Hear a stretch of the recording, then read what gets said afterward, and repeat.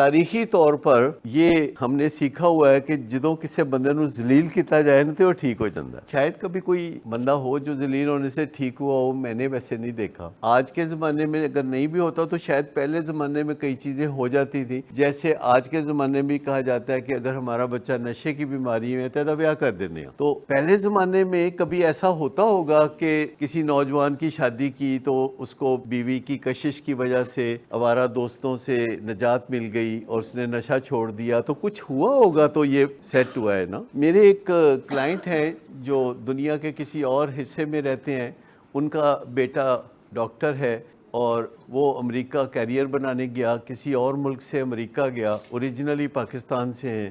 تو کیریئر بنانے کی بجائے اس نے وہاں آئس اور کوکین کا نشہ کرنا شروع کر دیا. اور ماں باپ کو فکر ہوئی تو انہوں نے اس کو سمجھانا بجھانا, پھر وہ پیچھے چلے گئے امریکہ.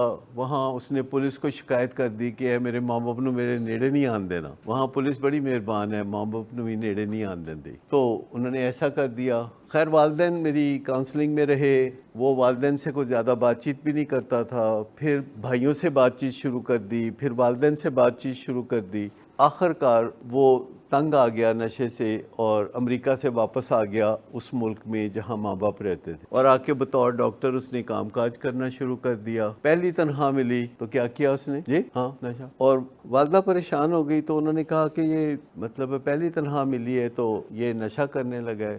تو ہم نے یہ سوچا ہے کہ اس کی تنخواہ ڈائریکٹ اس کے فادر کے اکاؤنٹ میں چلی جائے تاکہ پیسے اس کے ہاتھ نہ لگیں تو یہ نشہ نہیں کرے گا. آپ کے خیال میں یہ علاج ہے؟ بیٹے کے اوپر دباؤ ڈال کے انہوں نے کہا کہ یہ والد کے اکاؤنٹ میں ڈائریکٹ تنخواہ جائے گی اور تمہیں جو پیسے چاہیے روز کے روز لے لیا کرو, جس پہ وہ بھی راضی ہو گیا کیونکہ وہ کہہ رہا تھا کہ میری شادی کر دو. اس کی والدہ نے کہا کہ میں اس کے لیے لڑکی وغیرہ دیکھ رہی ہوں, تو آپ کے خیال میں یہ کیسا آئیڈیا ہے؟ تو میں نے کہا آپ وغیرہ تو بے شک دیکھتی رہیں لیکن لڑکی نہ دیکھیں.